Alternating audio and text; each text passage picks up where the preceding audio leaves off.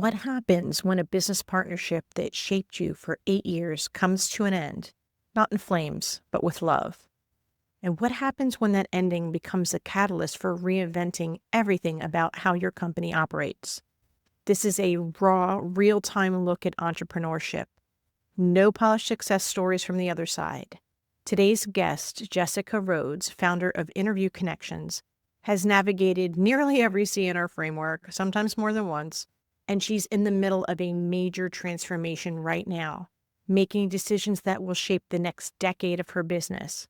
She shares how she and her partner, Margie, built systems for healthy communication that made the breakup more amicable than most marriages, how she pivoted the entire revenue model in the middle of December, and why sometimes the business coach who changes everything shows up exactly when you need them. If you've ever wondered what it actually looks like to navigate major business transitions in real time, with the fear, the stress, and the hope all happening at once, this conversation is for you.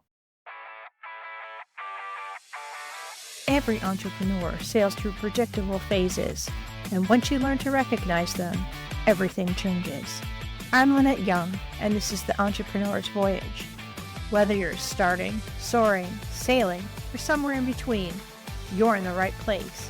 Stop surviving your business. Start navigating your journey. Hello, everyone. Welcome to the Entrepreneur's Voyage. I am Lynette Young, and I am here with, I know all my guests are amazing, but this one hit my heart so hard right now. I would like to introduce you to Jessica Rhodes. Jessica and I have known each other for, I think, at least 15 years. I mean, we've known each other for, I would say, 10 to 12 years because I started my company in 2013. And you were definitely one of my first entrepreneur Facebook friends when I entered this world. So I am the founder and CEO of Interview Connections. We help coaches turn podcast interviews into dream clients. That's what we do. We've worked with over 1,000 coaches. We've booked over 50,000 podcast interviews. And we have 11 full-time employees here at Interview Connections. I am married. I have 2 kids. My daughter Lucy is 10. My son Nathan is almost 13 years old. I live in Rhode Island. I've got 8 chickens, 2 cats, a couple gerbils, and a fish. I love it. I love it. Now that you're saying that, I have a feeling that because when I met you, you did not have your company yet. You were talking about it. I have a feeling I met you when you were pregnant with your oldest. That's crazy. That's possible because I have to look back at old Flickr pictures or something and see what I could find. I was a virtual assistant with my dad. And then interviewconnections.com became a thing in September 2013. So there's a good chance that we met early 2013 before it existed, but I was in the entrepreneur world. Yeah. I have to. Did you start out, so your dad is very famous in the coaching world for sure, and you were his assistant. Yeah. But I feel like with your dad, were you looking to get him booked on shows and things like that? Is that where the idea of the company started? Yeah, my dad he already had a podcast. So before I became a virtual assistant, he was already podcasting and he had done some podcast guest appearances. He had another VA that was getting him on some shows. But then when I came into the business, I had a background in door-to-door. I work for a nonprofit doing door-to-door canvassing. And he was like, oh, this would be great for you. And so I started booking my dad on podcasts and just really loved it. And that's what kind of sparked the idea of, oh, could I turn this into a whole business where I'm not just pitching and booking my dad on podcasts, but I could do this for other clients too, because I'm an extrovert. I'm doing door to door, very thick skin. I'm not afraid of rejection. And I saw that podcasting was really starting to take off. So I saw that there was a real opportunity for it. I love it. And I was just saying before I was warming up for this conversation that we're having now, and the state of podcasting right now is in flux. I jumped back into it myself. I'm an OG podcaster. I started podcasting in 2004. And the whole idea of getting guests on your show or being booked as a guest on other people's show. But I feel that Interview Connections is needed now more than anything because of the AI garbage and slop that is out there right now, that everybody's, I could do that for $20 a month or whatever. It's garbage. Interview Connections is quality. So that's why I think that your company has thrived for so long. Hmm. It's so needed. And I honestly think it's needed more now than ever. Before, it was a matter of exposure, right? Yeah. People, when you started, the layperson didn't understand what a podcast. Now my mom knows what a podcast is, thing is she listens to it. So it's got to be a little easier from that perspective. Yeah, it's easier and harder, right? I did like whenever people ask me, like, what do you do? What's your business? In the answer, I had to explain what a podcast was. I was getting a radio show, but it's on demand on the internet. Like that, Yeah. I don't have to do that anymore. Great. But yes, there's a lot more AI now. There's a lot more. We have competition that isn't, even when I first started getting competitors, it was just other agencies with kind of a similar model. But we have like matchmaking softwares, we have AI companies that will use AI to pitch. So we're up against a lot. But with that, you can look at it both ways. Like it's harder, but it also expands the market. It gets a much higher demand. There's a lot more people looking for and willing to invest in this service than there were 10 years ago. So it goes both ways. I will just state for the record, I will put this in stone and I will prick my finger and put it in blood. Interview Connections by far is the gold standard in the industry. Bar none. Fight me on it. Thank you so much. Absolutely. It's a lot of hard work doing what your team does. And there's definitely a human element of critical thinking involved in it. I'll just say that it's not as easy as people might think of taking a list of people that want and the people that need and putting it together. Absolutely. Yeah. And it's like we've always had real team members that are looking at the one sheet and crafting the topics and sending the pitches and follow. Like there's a lot that goes into it. There is.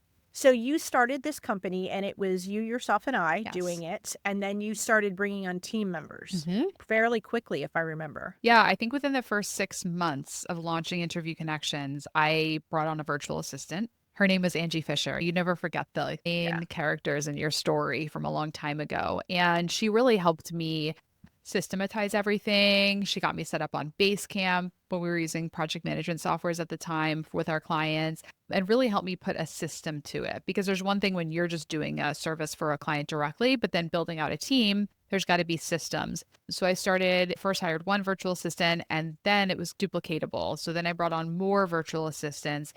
And within a couple of years, I had, I think at our peak, 12 virtual assistants that were all full time with Interview Connections. Like all of their whole client base was us. Wow, that is insane. But you came from that world. So you were that job role Yeah. and then you're hiring that job role. So I think that would probably put you in a really good position to understand what they need. So you were setting them up for success in the beginning. Yeah, I was a virtual assistant for a few months, so I didn't have a ton of experience before I started Interview Connections, but it was a great team. That team was incredible, but we reached a point where to scale to the next level, I knew that I couldn't rely on 1099 virtual assistants, because the whole thing about having virtual assistants is they have their own business. Like they can take whatever time they want. You can't tell them what hours to work. Like you can't tell them. There's rules around it. There's labor laws where how can you treat an employee? How can you treat a contractor? And I was reaching that tipping point where I wanted to really formalize more of our client experience past. I couldn't do it with a 1099 team primarily. And so then in 2017, that's when we started hiring full-time employees. Was that scary? That's scary. Now you're feeding somebody else's family. Yeah, I think just like too naive to really feel the fear. It's interesting now, like I feel fear so much more now than I did before because now the stakes are higher. I've gained more, but I have more to lose. I didn't have anything to lose back then. So it was scary, but I was like, I didn't have much to lose because I didn't really have as much. But then it was stressful. I wouldn't say it was as scary, but it was very stressful. Out how to hire employees and who to hire. And there was this one, oh my God, I'll never forget this. Our first year of having employees, and Margie, who we'll talk about, was my first employee. Before she became co-owner, she was like my leader, the person who helped me like manage all the team. And we had an office for a couple of years. Over a few years, we had a physical office. Yeah. And one of the employees got really upset because we hadn't refilled the paper towels in the bathroom. And I'm like, oh, crap, I got to remember paper towels. I'm trying to figure out how to book podcast interviews for all these clients and manage these team members. And now I forgot to buy paper towels and I was on vacation. And Marky's so-and-so got really pissed about the paper towels. much. Honestly, it's a small company, boo. Bring in your own stuff for a half a day. Like, Or why? like not the right fit for this very small new business. That's such a good point, Jessica, because until I started getting people that were working in my office, we're Mhm. at 11, we're about to get to 12. And that I didn't understand what they meant. Oh, company culture. I'm like, is that just something that big companies put on posters in the hallway to get you to conform? But it's not, right? Like, you really have to click in with that. Yeah. Yeah. So it was stressful back then for It was sure. very stressful. So Margie was your first employee, Mhm. and then what happened? Where did this match come from? Yeah. So Margie and I actually met in 2012. We worked together, or 2011. We worked together for a nonprofit organization called Clean Water Action. I was the Canvas director in Providence. So I led the team of individuals, mostly like college and recent college grads who got paid $10, $12 an hour to knock on doors and get donations and help raise money for the environment. And so I was the director of the Providence office. And there was the summer after she graduated college, she came in for an interview. Our first interview, we mostly just talked about cats and specifically how my cat recently ate a bunch of almonds and got really sick. And she's, oh, I didn't know that almonds were toxic to cats. And I was like, you're hired. And That's my criteria too. I was like, you can make eye contact and have a conversation. You can go knock on doors. So she worked with me at Clean Water Action just for a few months. And then I sent her to a different office in Texas because we did often, Clean Water does cross trains, reach offices. And they were looking for some people to come into that new office. And I sent Margie, and she never came back. She worked there for a couple of months. Then she left Clean Water Action, went to Asia, taught English. We lost touch basically. But then her dad tragically died by suicide. And I saw on Facebook that she was trying to rehome all of his pets. And so I adopted his cat. So I thought I was just fostering the cat. But then I realized that when you foster a cat that's been traumatized, once they get comfortable, you can't really try to rehome them again. So that's how we reconnected. She then, several months later, now that we're on each other's radar again on Facebook, saw that I was looking for a booking agent and then started working for Interview Connections. And then after a year of her as an employee, I was like, wow, I can't do this without Margie. She's incredible. We're such a dynamic duo, balance each other out. She brought so much value to me with all these employees. And I'm like, I want to do this with her. Once I had brought my vision of having employees in an office, one like six-figure business, once I brought that to life, I was like, I'm not really sure where to take the company. And so she had a new vision. So I gave her 50% equity in the company, no buy-in, because again, the business wasn't worth really anything. I was like, Yeah, we're paying our bills. yeah, I mean, we had debt, like it was, So 50% equity, and we went into 2018 arm in arm. We're like, let's do this. And let's take the company to seven figures. Now we were doing like maybe 300,000 in annual revenue, and let's take it to seven figures. I'm like, all right. And she really brought that fresh vision. And then that's kind of the next part of the story. That's amazing. Yeah. That is amazing. I still do remember, because I remember you had that cute little office storefront on a little main street. It was very cute. I very vividly remember you and Margie had like a picture together with the announcement. Yeah.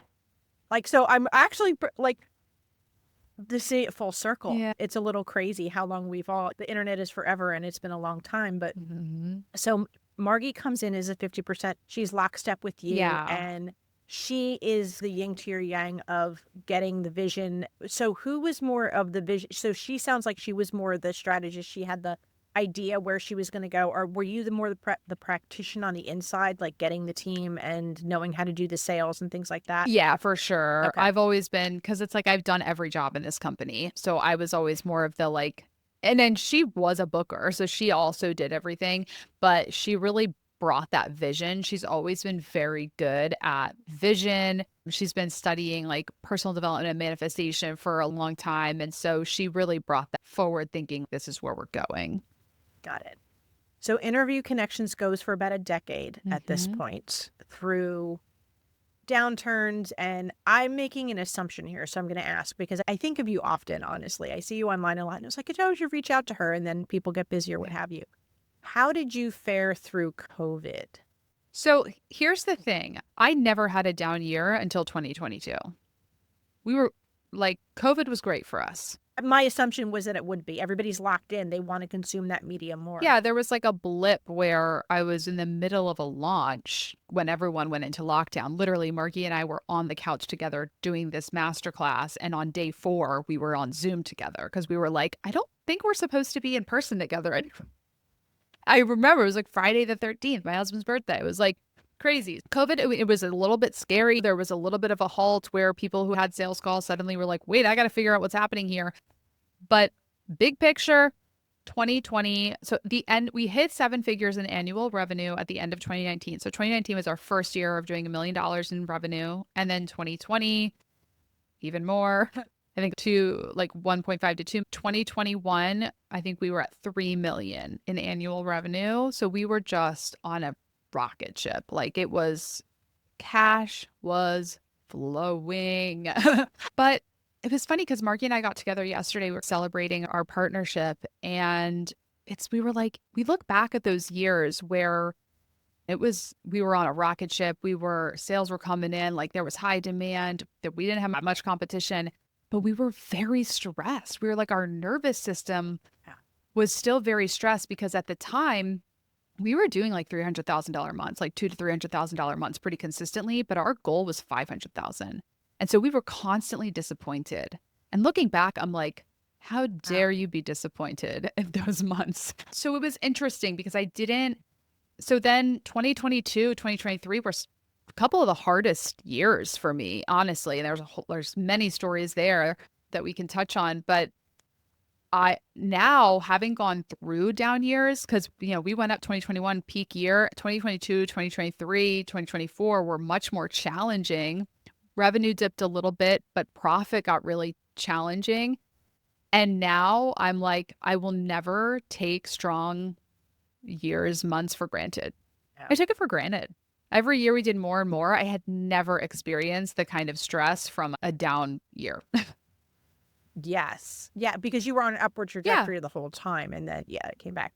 So in the 7 C's framework, that crazy ride you were on, we consider it soaring. Mm-hmm. And people think they want to be there, right? They think they want to double revenue year after year. But stress doesn't always come from a negative situation. Mm-hmm. Stress can come from a positive situation like that, for Yeah. sure.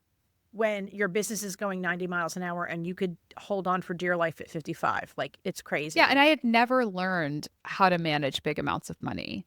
So it's true when financial experts and entrepreneurs say it's easy to make money, it's harder to keep it. That's true. It's easy to make money. To learn how to not blow it, to learn how to properly invest it. I'm not saying it was a train wreck for me, but my goodness, if I could go back in time, there's some different decisions I would have made. Mm-hmm. Absolutely. And then going from that into what I would consider the stalling phase, right? Mm-hmm. When you're petering out. So now you're retooling yourself because Miss Margie has stepped away from the company. So you are back in the role of the head honcho again. Yeah. So how did that? She's doing well. I hope everything's well with her. Okay. Yeah, for sure.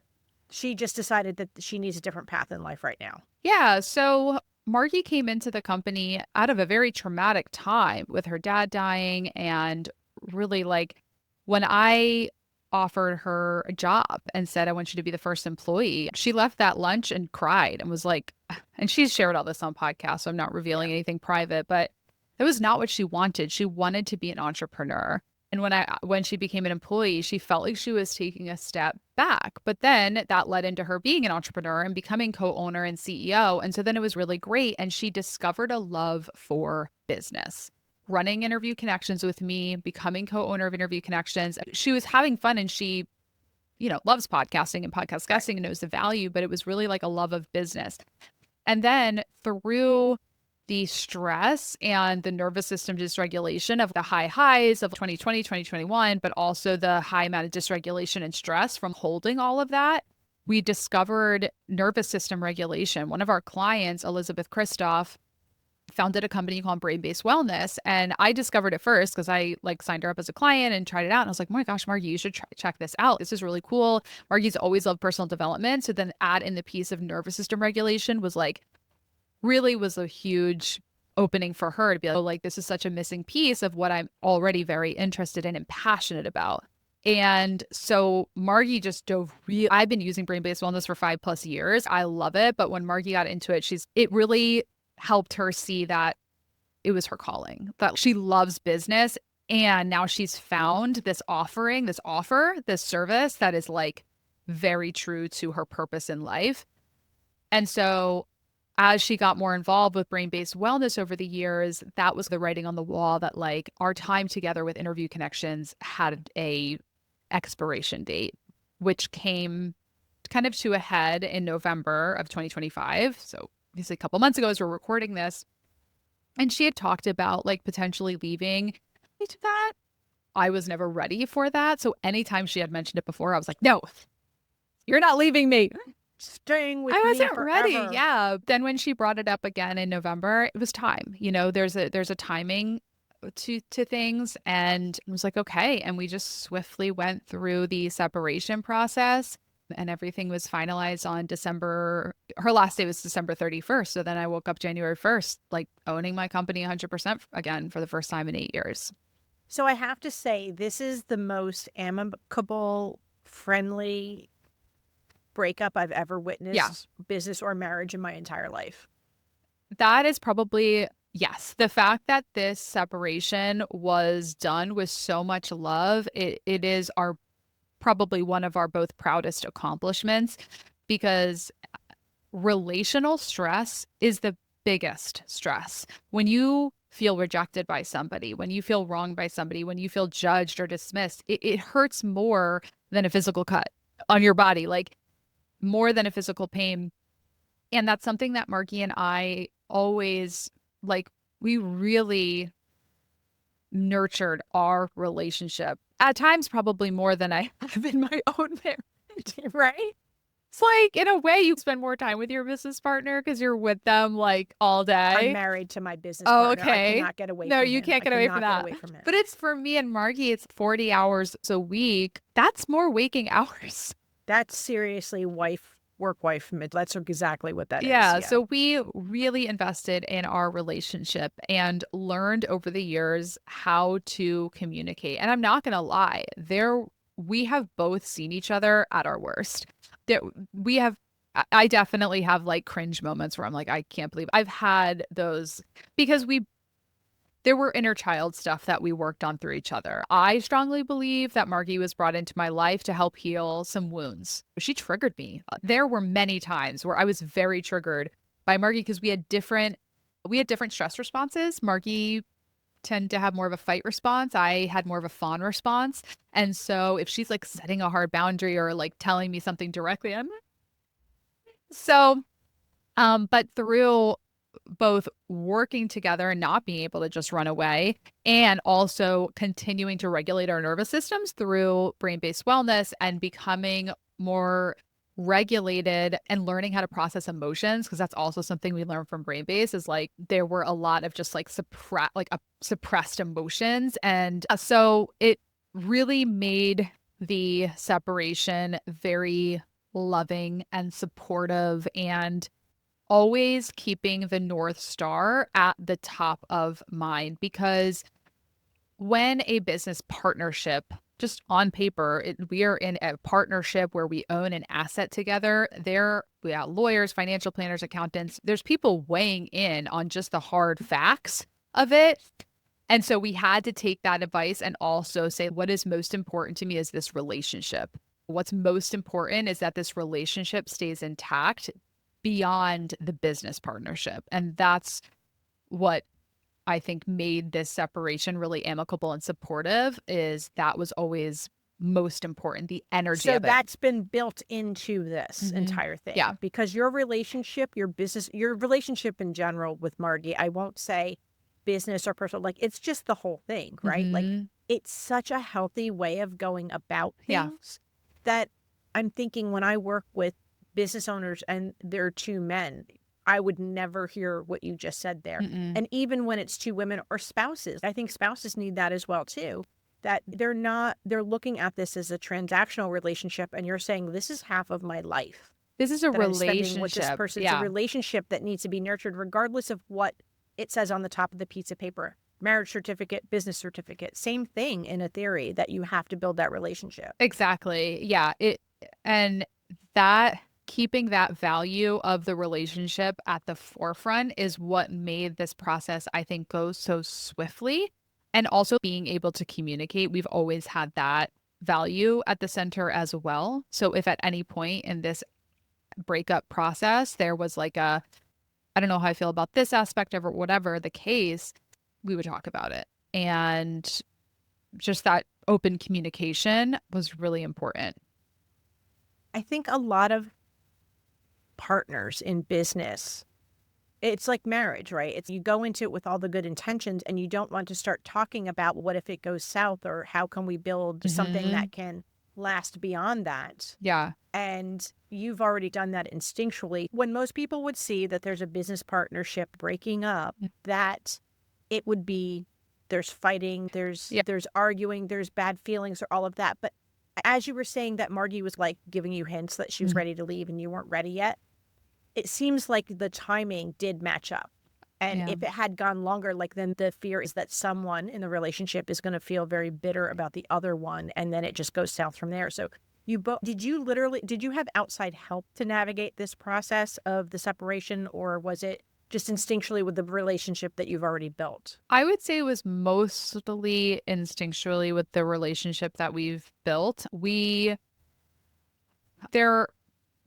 would say primarily instinctually, like we didn't have a coach or like we did like talk it through with a business mentor that we were working with, but not from the perspective of what should we do or help us navigate this. We were very much figuring it out together. And then, like I said, because we had a lawyer that created the like agreement and all of that. So there were like people that weighed in just on like the financial aspects, but everything was like we created the agreement together. Yeah. Somebody just made sure the commas were in the right spot. Exactly. This is unique. And we're like, just don't worry about it.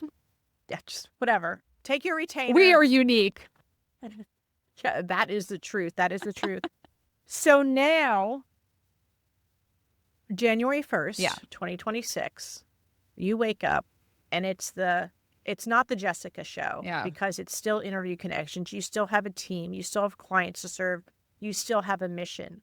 And in this extremely short period of time, so basically mid-December until January 1st, and now we're about mid-January now, how fast did you have to change direction? Because I've seen, I am emotionally invested in your LinkedIn and your online posts about the behind the scenes of what's going on right now. So I'm like every day with Jessica got to say, I really am. Oh my gosh. And so I know some of it, but like it's a very quick turn. You're now full ownership and full leadership of the business.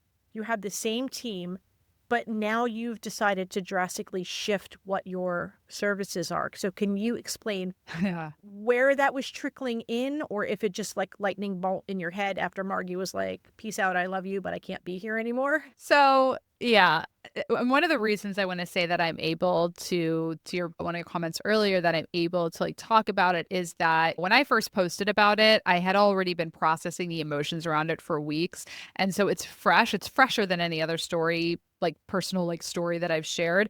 But there's been so much behind the scenes, like emotional processing around it that I'm like, even though it's raw, I'm not expecting therapy from my social media audience. I'm good, because I think some people do that. They're like, I don't know, like, I'm okay. But it's, like I am also honest about the emotions of it. So the question, another piece of context is that Margie and I are both doing A Course in Miracles right now. She's about 10 days ahead of me. She started doing it and then she was like, I think you'd like this. It's like, great. So we're both doing A Course in Miracles, and one of the lessons in A Course in Miracles, and then also Margie asked, she's great at asking questions. Like she asked the best questions that then uncover these incredible answers.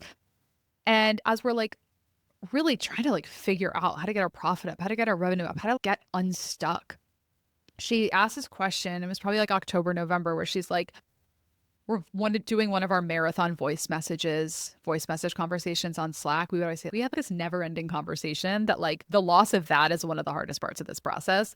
But she just asked, like, what is what about this business feels like it can't be changed? But actually, we could change literally anything because it's our business. And there's so many things about like we could literally change everything, but there's so many things because we've been doing it this way for so long. And that is really what opened up like this wave of change. And one of those was Margie leaving. It felt impossible that one of us would leave this company without the other. But actually, it happened, and it could happen within a month. So that is something. And then the model. We've been offering packages for so long. And when I started Interview Connections, I offered a membership. It was a month-to-month membership that worked really well for a long time. So that one question, like, what about this business feels like it can't change, but actually it could, is what kind of unlocked this wave of change. And so the change to the model actually was starting to happen weeks before Margie left. But once she decided, she was like, yeah, I didn't announce that I was CEO and head honcho until January. It was already acting CEO early December because at that point she's like, do whatever you want. I'm out in a few weeks. She's not going to sabotage things on her way No. out. She loves you. She's not going to set you up for failure. Exactly. And she was still there for me to use as a sounding board, but there was a phasing out there. And so I was like, I felt very clear that, okay, let's move it back to memberships, get rid of the packages, meet the market where they are type of thing. And at that, it was also crazy timing that the same week, basically, that Margie decided to leave, I also had a call booked with a lead who's a business coach. And his name is Kevin St. Clergy. And it was like manifesting the perfect new person. That was like episode behind the scenes, like number 9. I was totally in on that one. It was wild. Like, honestly, my mind was blown at that. So Kevin booked a call. He Googled looking for a podcast booking agency. So it wasn't even like a referral from somebody that like knows what's going on. And in learning about his story and what he wants to talk about on podcasts, I was like, oh my gosh, you're the perfect coach for me. And so he hired us. I hired him. And his background is like, he had brought on a business partner just like I did. He had an agency just like I do where he was selling packages and they moved to a membership model. Like all the changes that I'm going through, he had experience with a very successful exit. So he's just a bit ahead of you in that. Yeah, okay.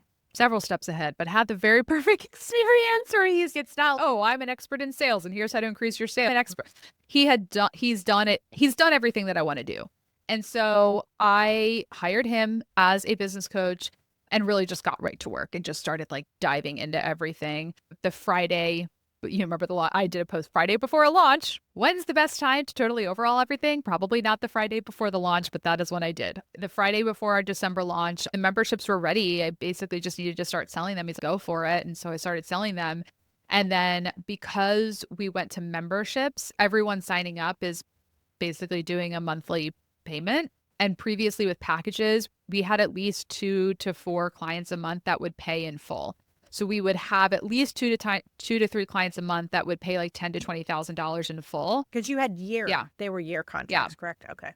And when everyone started paying monthly, my cash flow went way down. And December, I don't want to do December over again. It was so stressful. December sucked. I was like, oh my God, like I know that this is the path. I know that this is what I need to do. But oh my God, how am I going to meet payroll? I have a line of credit, like I have resources, but I was like, oh my God, it was very stressful, extremely you really hope stressful. That's a blip and not. Yeah. And it's like with Kevin's help and with the right spreadsheets, I know my numbers. That is the one thing. Kevin was like, wow, you really know your numbers. I'm like, I got a spreadsheet for everything. I know conversions, revenue, income, expenses, everything. I know how much we spent on everything. So I know the numbers. On paper towels, you know that. I don't have to buy paper towels anymore. But yes, I know my numbers. So whenever I got really stressed, I just looked at the numbers, did the projections. I'm like, okay, like everything's going to be okay. But yes, it was very stressful. And it was very nice when January rolled around because the other thing is like, I remember 2022 and previously, December was always huge. And ever since 2023, December is so quiet. Like we used to have, like I look back at my tracking revenue sheet and we would have like tons of sales close on like the 30th, the 31st of the year or of December. But for the last 3 years, it's like people are just checking out 2 weeks. And I'm just like, what is going on? So it was tough. It was really tough. So there's going to be new cycles that you're Mhm. going to have to learn and chart for Yeah. sure. Because that's also a blessing and a curse because you've been in the industry and in your business so long that you do have historical data that you know, okay, we're going to need to ride this wave out for a month or what have Yeah. you. But now it's all new. So Mm. it's a little scary for sure. Yeah, it's for all new. sure. Like, we don't know what our average retention is because we're doing memberships for the first time in almost a decade. Our churn rate is because we're doing memberships for the first time in almost a decade. So there's a lot of unknowns, but having a business coach who actually has the experience in doing this, he's able to make some like projections and say, this is what we did. This is what's going to happen after about a year. And this is what's going to happen after about 3 months. So that's really nice. And yeah. That's amazing. So Margie's parting gift to you was letting the universe open up a bit and let in your new business coach. So that's Mhm. definitely helpful. Yeah. But how are you? It's still so new. And I don't want to, I don't know, rip off a Band-Aid or anything because you seem like you're in a really good spot right Yeah. now. So forgive me if I'm like, oh my gosh, Lynette, what the heck are you No, asking me that's that for? It's okay. still too new. Do you have a head direction right now about where you're doing memberships? Mhm. So you're taking over the company. You have a new solid business Yeah. coach. You've redone the structure, essentially the financial structure Mhm. of your business. Do you have a good grip on, okay, I'm going to ride this out for 6 months, a year, and then I'll reassess? Or are you still figuring out how all the pieces are going to work together? Because now it's on you. You don't have, I'm sure you could call it Margie Yeah. and bounce things off of her, but you don't have that co-founder, that co-owner Mhm. day to day anymore to bounce off of things. So how do you think your particular situation is going to change functioning inside your own company? Yeah, I mean, I don't really have a specific timeline for we used to do like experiments where we would run an experiment, like check on it. I know this is a longer term play. It's going to take a little bit of time and I can always change things at any time. And that's the other thing. When you have multiple decision makers weighing in, you tend to make better decisions, but they happen slower. But if it's one person, you can make decisions faster. You probably will make some bad decisions, but you can always course correct and learn. So for the last 8 years, having a business partner, we made decisions together. We had different points of view, different perspectives, different levels of risk averseness or risk averse, whatever. So we made really good decisions together because I'd be like, let's do this. And she's, let's rethink that. I'm like, okay. And now I'm in this season now where I can just make the decision. I don't have to be like, hey, what do you think about this? Which is really nice. And I'm happy about that. And it's also scary because you hold all of the risk on your own shoulders when you don't have that other partner. The last question that I'll ask you to touch upon is your team. Yeah. Has this affected them? Your team has been with you for quite some time. You have, if I remember correctly, you have a pretty high retention across your Oh, yeah. employees. So what's that look like for them? So my December stress is now their January stress because December was like when I was selling all these, like when I started selling all these memberships and like getting everything, getting like the sales process down and like the like kind of reworking like the first couple steps of onboarding that still involve sales. But now that we have clients in the new membership, they do the service delivery. So now like they're experiencing the newness as it hits their plate. So they're great. We have a great leadership team and Gab and Anthony, and our booking team is great. Yes. I think our most like junior employee is probably starting like 2022. So they've all been here for many years. And like one of our booking agents, Kelly, has been with us since before COVID. And whenever we make like a massive change, she's, yeah, that's just IC. That's what we do here. We make big changes. So they know what to expect. And we also are beta testing a corporate account with Brain-Based Wellness. So they all have access to free nervous system training, which is coming in very handy right now as we go through all these changes. So to wrap up, I want to see if you could tell me what your new perfect client is for Interview Connections. Coaches. So we are really, Coaches. that's another shift that we made is like really honing in on just serving coaches. And it's not that we don't obviously sign on other clients that are a good fit, but coaches who have a solid business, like probably doing $5,000 to $10,000 a month in revenue and are ready to scale up to $30,000 a month in revenue. So that's our ideal client. And Yeah, whether Coaches that offer their services in what capacity? Online courses, yeah, memberships, so in person, online, everything? online Online, coaches. okay. So like business coaches, relationship coaches, life coaches, anyone that can work virtually and is a business owner and needs visibility to new audiences and knows that when they speak, when people hear them speak and when people hear their story, that's how they can get clients. Got it. Excellent. I absolutely cannot thank you enough, Jessica, for spending some time right off of a crazy couple of months for you to share your story and kind of showcase how we've been through a lot. We've been through starting, we've been through soaring, we've been through stalling, we're going through shifting. You're just running on the high seas here, lady. I'm just Yes. saying. For sure. Thank you so much for giving me the opportunity. This is my first podcast appearance since the change. So you are, what do you call that in media? An exclusive. You're getting an An exclusive. exclusive. I feel like TMZ now. But yeah, thank you for giving me the opportunity to talk about it because I am an extrovert. I'm a yapper. And one of the hardest parts about this is having a business coach. You always have like your work bestie, like you have somebody to yap with throughout the day. And that is one of my greatest sense like feelings of grief is like losing that. So I'm going through an adjustment of finding that in other ways. So Yeah. thank you for yapping with Absolutely me for a welcome. little bit here. Absolutely. I'm Lynette Young, and I believe a rising tide raises all boats. That's why I'm here. That's why this show exists. If this episode helped you, subscribe on Apple Podcasts, Spotify, or YouTube Podcasts so you don't miss what's next. Leave a review to help other entrepreneurs find us, or visit us at 7seasvoyage.com. It's 7 like the number. Thank you for joining me on the Entrepreneur's Voyage. Fair winds and following seas.